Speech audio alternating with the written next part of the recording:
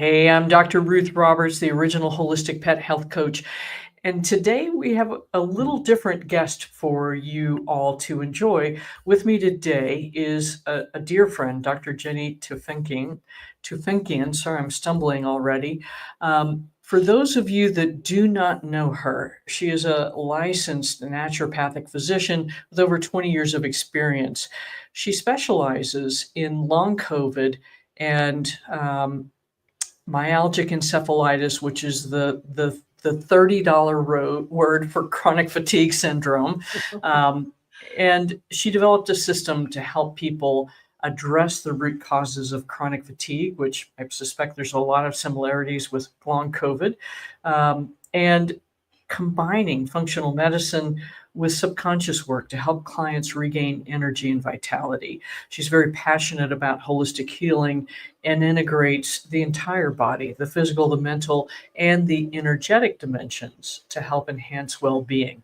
And outside of her professional life, she is a mom of two, happily married, and enjoys cooking and the great outdoors. So we are so happy you are here.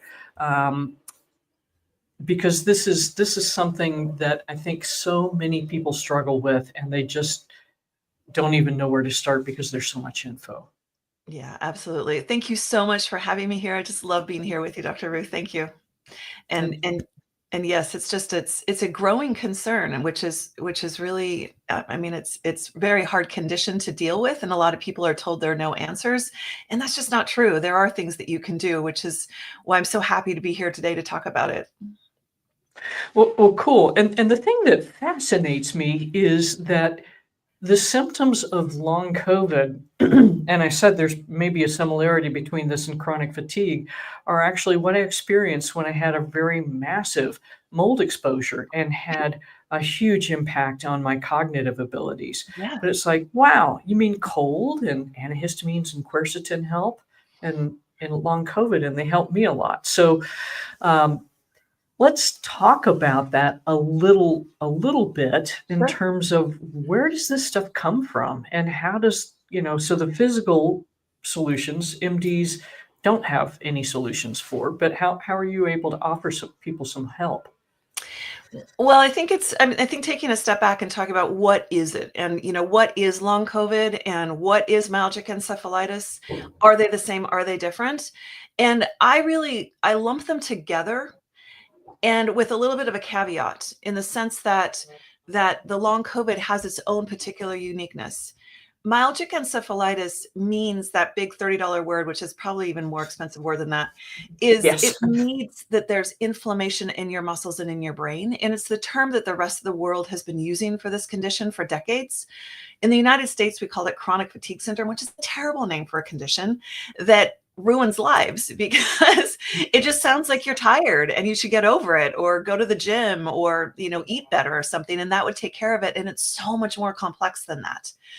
This complex condition, myalgic encephalitis, we now know through putting people in PET scans where we put dye in their body and put them in this PET scan. This is something that's used for research, not diagnosis. We can see that their muscles and their brains are totally inflamed when you compare them to healthy controls of the same gender and age. And this is when we really found out that there really is this very physical thing that's happening, something that people have been talking about for years when they go in and see their doctors and they're just told, you know what, honey, you're just getting old, or it's because you had kids, or, your labs are normal. It can't be that. Maybe you're just depressed. Take some meds. I mean, this still happens today, like Yeah. today. People are still told this, that they're making it up, and it's very, very physiological.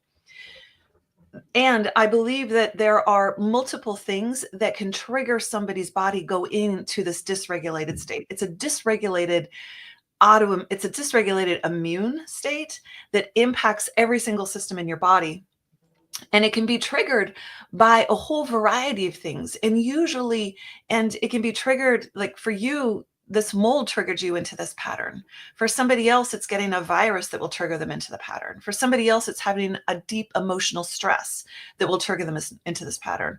Or maybe you have some combination of those that has triggered you into this pattern. Like your body could handle the mold in your apartment for a while, and then you got, the really wicked flu that was going around, and you could kind of handle that as well.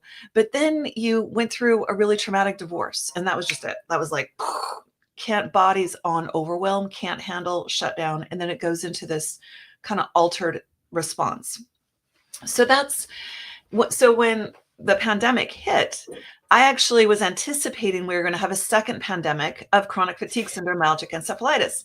I didn't know it was going to be called long COVID, but the reason I could predict that is because I knew that two of the triggers that are really common, one is an incredible amount of emotional stress that actually impacts your limbic and amygdala and insula parts of your brain, and a virus. And so we hear of the whole world having this incredible virus, getting sick, and the whole world is under an immense amount of stress. And so, and indeed, those were the things that really did tip a lot of people over into the state of having what we call long COVID.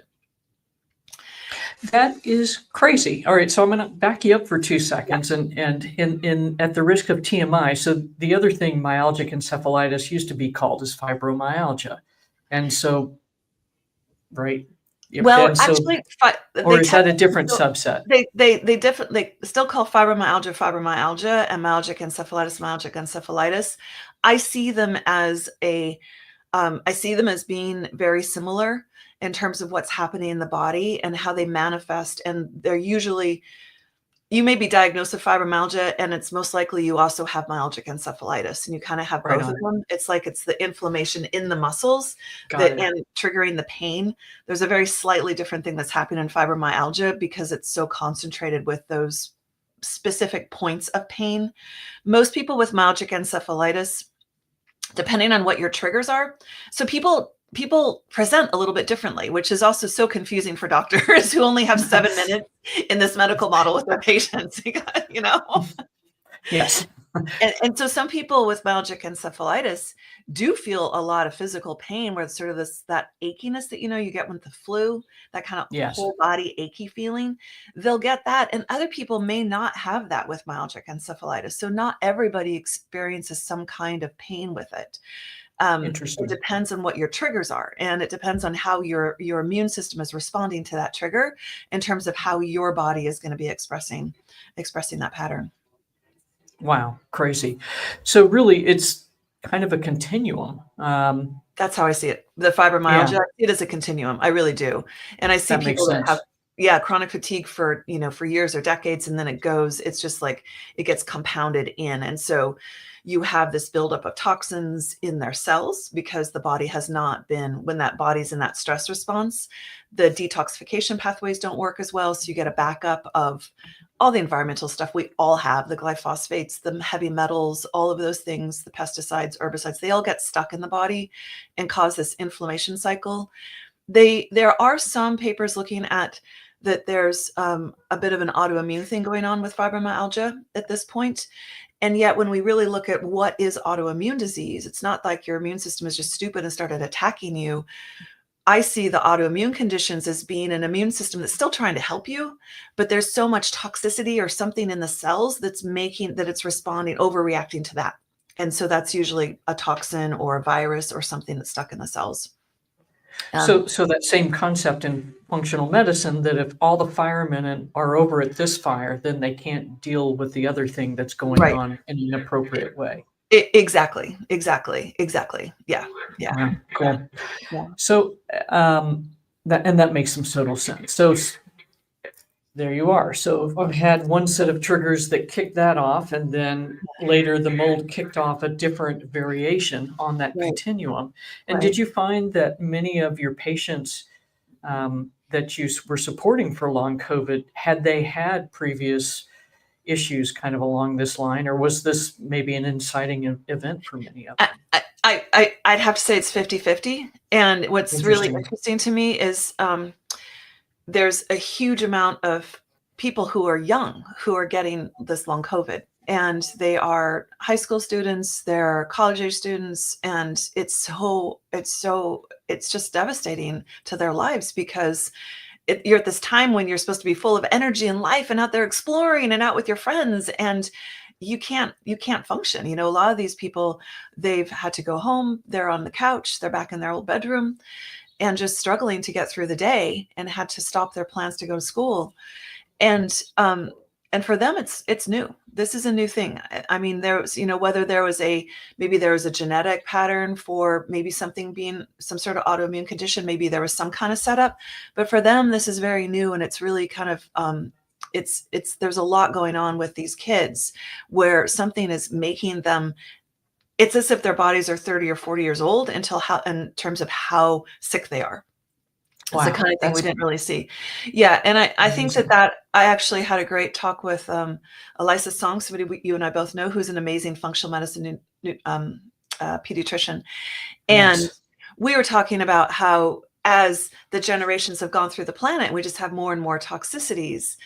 These kids are not set up with the same situation that my grandma had in terms of eating all organic food, because that's all we had. I mean, my grandma's life, they hadn't even built plastics yet, so the toxins in our environment, I think, are playing a part in these kids' lives. And of course, what they're eating, because when you look at what is part of the setup for somebody to have this be turned on in their body or not, it's also these health foundations. How is your sleep? How is your mindset? How is your digestion? How's your detoxification? How's your sense of connection with yourself, with your community, and, with your higher self? All of these things are very important. And I think we have a lot of, kids in the society right now who are growing up feeling disconnected. They don't have that sense of connection. They're staying connected through a portal, through a digital portal, which is not really what our nervous system is wired for. So I think we have some dysregulation. Just, we're seeing an expression of how we're raising our children right now. And when we talk about the toxins and the diet and all that kind of stuff, so that it could be that was their setup, all of that they grew up in, that made it so that they were more vulnerable to having this turn into a serious long COVID situation. And that makes a great deal of sense. And that's part of why, y'all, this is part of why I bring folks in from the human side, because does that sound familiar to you? Children today, so kids that are, say, up to 20 at college age that are developing long COVID, their lifetime exposure to toxins started many generations ago, if you want to talk about epigenetics, but certainly in the womb, in this current physical being. And what they're exposed to is, I would say, probably 10, 20x what we've been exposed to in our lifetimes. And we're struggling. Right. So where this relates back to pets is, we know that pets have somewhere between 3 and 93 times the toxic burden that humans do. Yeah. And so this is a part of why we're seeing all of these chronic conditions go just be devastating, even at a very young age. So I just wanted to tie that back in there so that you all know why I'm exposing this to you. One of the other really amazing things is that you actually have a summit that is testing your ability to stay present and focused. It had some technical issues, but I think it sounds like this is going to launch tomorrow, which is amazing. I'm going to drop a link in here. I want you to copy this link and hang on to it. If you click on it now, it's going to say page not working, but it will tomorrow, because I think this is going to be an incredibly important source of information for you to understand how to support your own health, your family's health, and how to deal with these chronic conditions, as well as supporting your pet's health. So, what I know this has been a passion project for you, but what were the main drivers for developing this summit around this topic?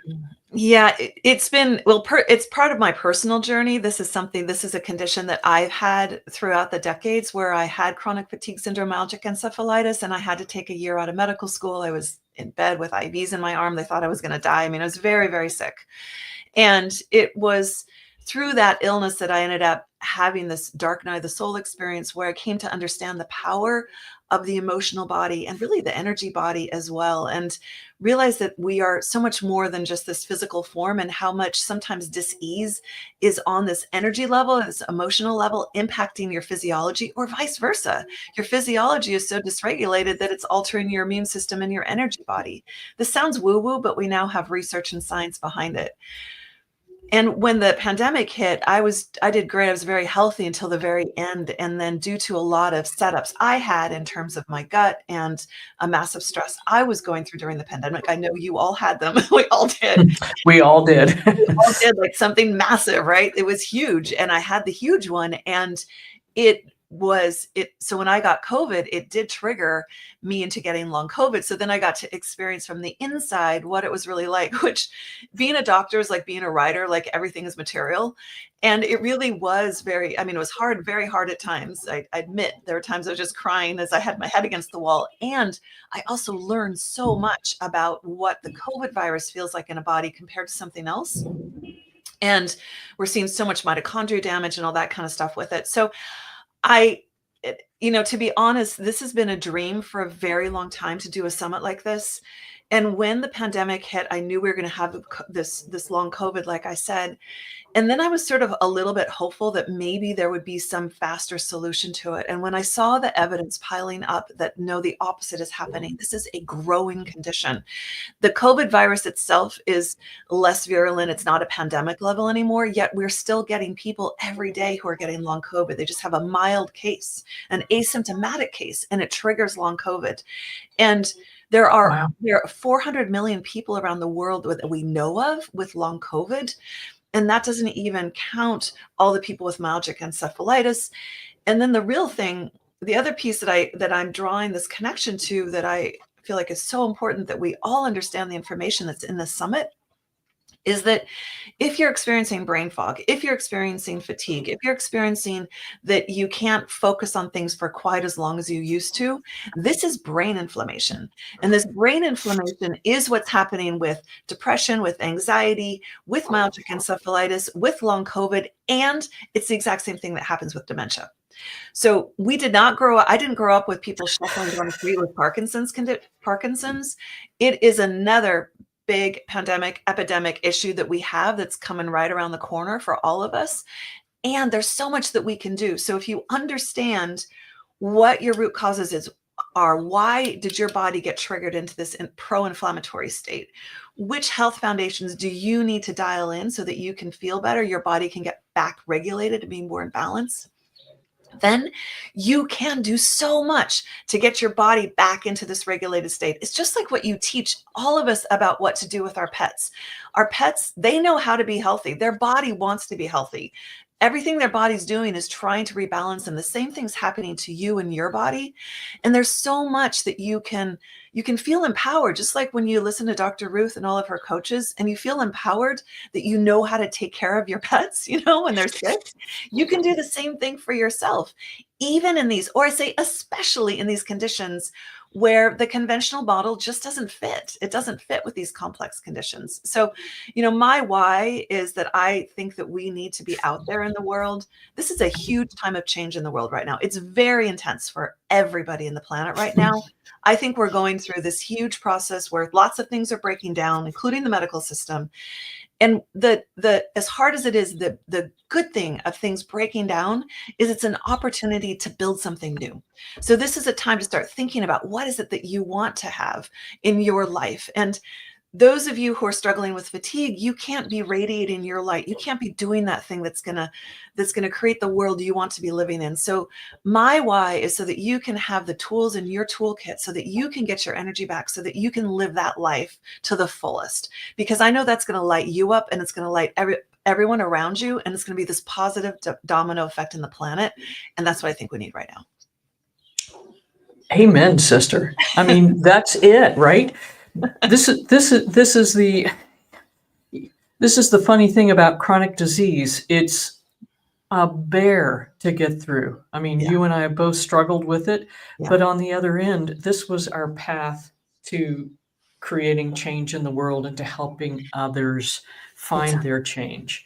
Exactly. And yeah, and I mean, with pets, they are struggling because our energy is so confusing and conflicted and Yeah. snaggled up on stuff that it shouldn't be entwined with.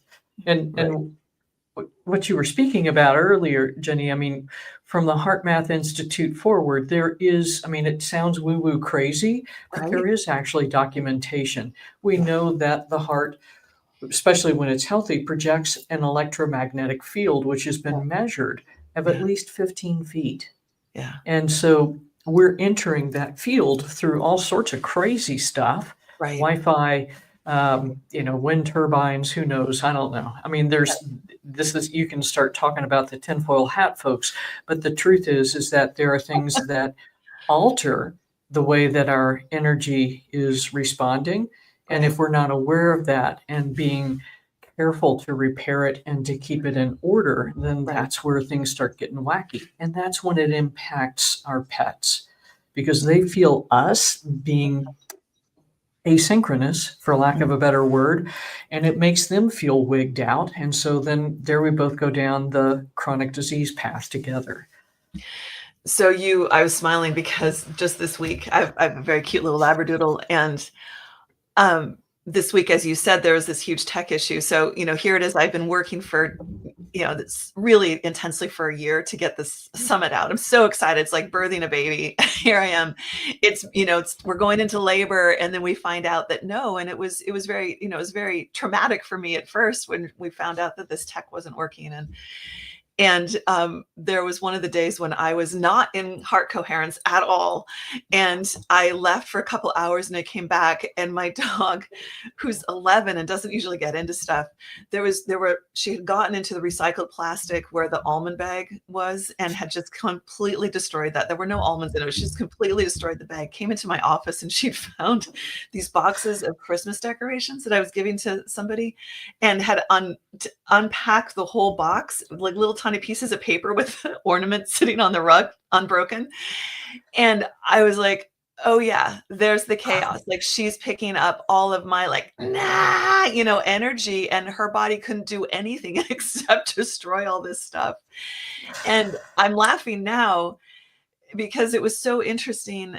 As I use the tools in my toolkit, everything is, I live what I talk about. And so it's like, okay, I need to use my deep energy work, my deep emotional tools now to calm down my system. Let me know this isn't really life threatening. It actually isn't. It's, it's a lot, but it's not life threatening. And as she shifted into this place where yesterday she was like, oh, I just want to be with you all the time. And, she's like super bouncy and she's doing really well again. And it's such an interesting thing of how they reflect back to, because they're so empathic, they just pick up everything that's going on with you. Right on. And probably she'd been like, can you see this? Can you see this? Can you see Right. this? And you couldn't at the time. And then she's Right. like, okay, it's time Yeah. for a massive demonstration of the chaos. Look But how that's a destructive this energy is, Mom. wow. Like, "Wah!" But so she pulls the ornaments out unscathed, but just has paper and stuff. It's insane. I know. Yeah. Like really, these are okay. It's okay still. It's just all the Oh, doodads, love right? that. It's That's a beautiful analogy. Thank you. I love that. Here's that beautiful thing. It's all going to be okay. it's Yeah, and okay. I'd say the other thing too that I find when we talk about this energy body and the emotional body and who gets these conditions and who doesn't, one of the things that I find is a lot of people are really there are a lot of empaths who get these conditions, or energy sponges, whether you think you're empathic or not. You sort of pick up a lot of stuff that's around you. And the sicker and more tired you are, the more easy it is for things to glom onto you, because you don't really have that energy. Like, you're not conscious of this, but you don't have the energy to be in your full stream. And it's like that energy is really like a flow. And the stronger and the more you're in your energy field and consciously in your energy field, it's much harder for other things to come in and impact that, whether it's somebody's bad mood or whether it's something that you picked up when you opened up your computer or whatever. EMFs, I mean, all of that stuff won't infect you as much when you're, more firmly in your own energy body. And that makes total sense, right? Yeah. Yeah, and so in veterinary medicine, actually we are asked, as a veterinarian, I am asked to kill my patients. And I'm going to say it that bluntly because I want you Mm, to understand the emotional impact that goes with it. mm, But that's one example. But, the woman that sits behind a desk and denies insurance claims all day, that's got right, to have. So I think we don't give ourselves enough credit to right, think through the things that we do on a daily basis right, that weakens our energy. right. And and that's really tough. And that's what these guys are trying to show us. Like when you get home and they're like, "Oh, I'm so happy to Right, see you," and you're like, right, and they're like, right. "Oh, yeah." So Yeah, that's the we have hard thing, is to reestablish that habit of stopping right, and being right. present. Yeah, exactly, and I think we don't always sometimes people who are really struggling with fatigue, it really is on that energetic and emotional level where they're just taking in so much and they never allow themselves time to release it or to ground or to fill yourself up with what it is that makes you happy and experience joy. We used to have this thing when our, youngest child was little where my husband and I started kind of clearing and checking ourselves before we walked in the house after work, right? Because, I'm working with really complex sick patients all day long. And my husband has all the stresses with his work. And it's easy to walk in the house and kind of like shed it as you're walking through the house and you're taking your jacket off and doing all that stuff. And then you've got this small child who's like the pet, they pick up everything and they're reading your face and they're kind of thinking it's about them and all this stuff and it's like, oh well, what if I just sit in the car, or on the way home I used to do this energy clearing exercise when I came back from clinic, so that by the time I got in the driveway I was pretty good. But if I hadn't done that, or if it had been too intensive a day and I hadn't yet, then I would do that practice in the driveway and just take a few minutes to release and to clear and to kind of, clear up my energy best I could before I walked in so I could be present and be like, "Hi, it's so great to see you." Actually, what it was when my kid was little, really little, was like, "Hi, it's so great to see you. I'm gonna put on my mommy suit in just a minute," because I had like the two outfits I'd wear to clinic and then all the other mommy clothes that could get goobers all over Right on. And your kids were not too mortified seeing you out in the driveway doing your energy. Oh my God, she's doing it again. How embarrassing. Yeah, Were they like, "Oh, thank God she's leaving it out there." Right I on. actually think they probably are that way. I really think they are that way, honestly, I mean, they pick up so much, again, just like our pets, they're picking up so much, they're like, "Oh, good, mom's taking care of herself before she comes in, that's Whew. good." I don't know about that stuff. Right on. And Evelyn, yes, this link, it will work tomorrow. So this is what I'm saying. Copy this thing and save it for tomorrow. Help Jenny through her technical nightmare, and it'll all be smooth and easy tomorrow. So Yeah, hang thank you on for to your it. patience and understanding it, yes. It's beautiful. So listen, who else is speaking? You mentioned Dr. Elisa Song, who is an amazing functional pediatrician and has an incredible outlook. But who else is speaking for you in the summit? I think we have up to 50 speakers now. So the list is huge and deep. And and I'll just sort of pick a few from different sort of areas that we're talking about. So talking about that emotional energy body, Dr. Keisha Ewers is Oh, amazing. She wow. has, Yeah. yeah, she's written books on autoimmune conditions, and she's doing a deep dive into that energy and emotional body. Really beautiful talk. Highly recommend you check her out if what we're talking about now resonates with you, or even if it doesn't, and you're kind of curious, like, why am I so resistant to that? That might be a great talk to listen to. For those of you who love to nerd out, in sort of deeper science type of stuff, had a great talk with Dr. David Perlmutter on brain inflammation and the mitochondria. And his specialty is looking at dementias and those kinds of things. And he has an incredible book that's coming out next year called Brain Wars. And we talked about that a lot, about the immune system and what's happening in the brain and why it gets inflamed and what you need to do differently to get that inflammation down. And had another deep dive with Dr. Leo Galland, who is one of those frontline doctors. He's an internist on the East Coast. And ever since the pandemic, he's been doing deep, deep research, like what is going on with long COVID. And he and I had a very nerdy conversation about mitochondria. This is a great talk for those of you who either are struggling with a really complex case where lots of things just aren't working, and or you're a practitioner and you're interested in something along those lines, that's a really great talk as well. One of the struggles for people who are dealing with having fatigue and exhaustion is you want to exercise, but if you do, you tend to get worse. You get post-exertional malaise and feel worse. And one of those, and yet we know movement is so important for us, especially as we age. You want to keep your bones, all that kind of stuff. So I brought in a couple different people to talk about this. We have two people talking about osteoporosis, John Newstead and Margie Bissinger talking about osteoporosis, had incredible talk with Deborah Atkinson around how it is that you can do some flexibility movement, even if your energy is low, and that's huge benefit to you. And then Julie Tom, which a lot of people don't know about yet, but she has done this very unique thing where she has looked at the nervous system and uses heart rate variability to help you put together a very safe movement protocol. And hers is completely unique and really amazing talk in there. Highly recommend you check that out if that's what you're struggling with. There's so many. I could just go on and on and on, as you can imagine, but it's really packed. And again, I'd say there are a number of things that are different about this summit. And one of them is that we really are talking about that physical, the mental, emotional, and the energy body. It's a very left brain, right brain summit in the sense that I have people who are, I mean, they're massive researchers. If you put their name in PubMed, pages and pages of their papers come up. We have people that write textbooks for medicine that are in this talk. You know, Dr. Halrick from Australia is in there talking about the microbiome. These are the people that are in there. And we have people that are front lines working with these patients day in and day out, discussing their discoveries. And then we have those people that are so aware of that energy and emotional body, and that's where they focus. So they can really bring a lot of light to us because we don't always focus there. So they can bring that in. So we're really connecting all those different pieces for you so that you can find the tools you need to put into your toolkit. That is so amazing because when back in the good old days, when I was just starting to figure all of this stuff out, Yeah. there wasn't anything and struggling Yeah. to find any answers. And so the current recommendation was exercise 30 minutes every day. Well, and Right. of course, I'd be annihilated the next day. Right. And so I'm like, well, what the heck, man?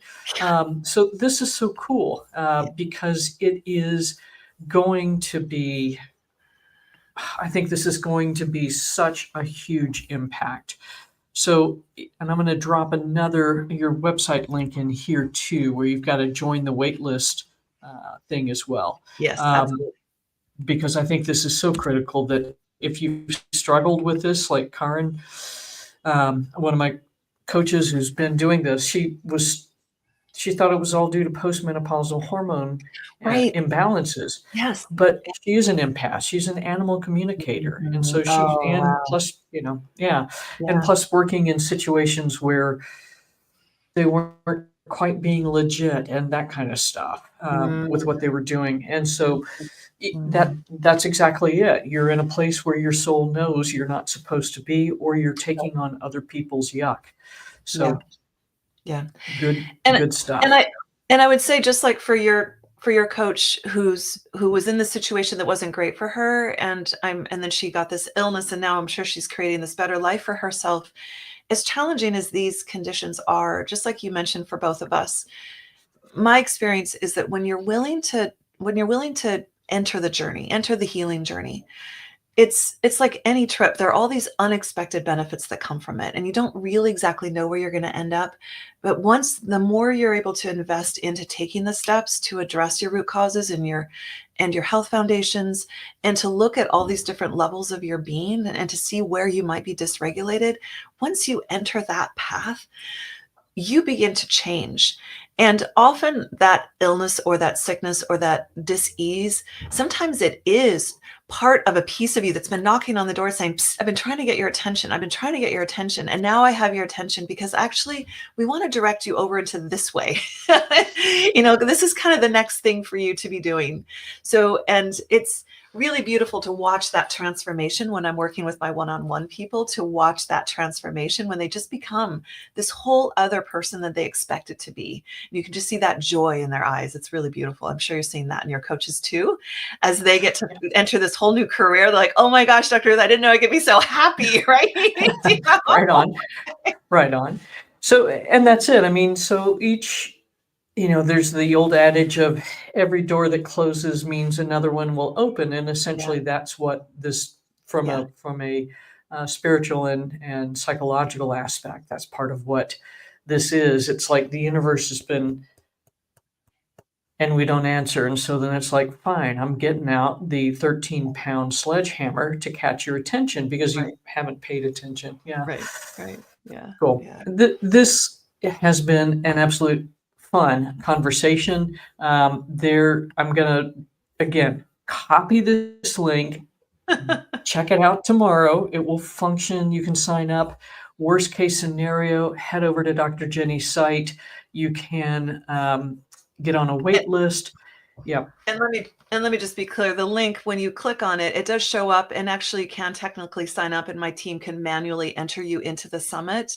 But the cart for being able to purchase a copy for yourself won't be up and running until tomorrow. So you can go ahead and take a look at it. But and you can come back, and if you're like, oh my gosh, I'm going to be out of town that week, I just want to own this thing, you can come back tomorrow and use that same link and you can purchase it. So just to be clear, it's not a 404 page, but it is. It just ain't quite there yet. It's just Yeah. not quite there yet. Yes. Cool. Thank you so much for taking time today to join us. Amazing, amazing information. And you all go check that summit out, because I think this is going to help you shift your mind about how to approach these conditions, and especially as other neurodegenerative diseases, so Parkinson's, Alzheimer's, dementia, et cetera, et cetera, et cetera, start to escalate up.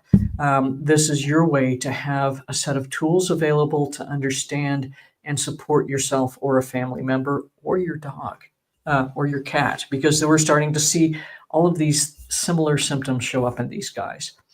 Dr. Jenny, thanks again. Always fun. Thank And you. Thank you so much, Dr. Ruth. Always a pleasure to see you. And thank you everyone for listening. It's just a pleasure to be here with you today. right on. Cool. Take care, everybody. We'll see you next week.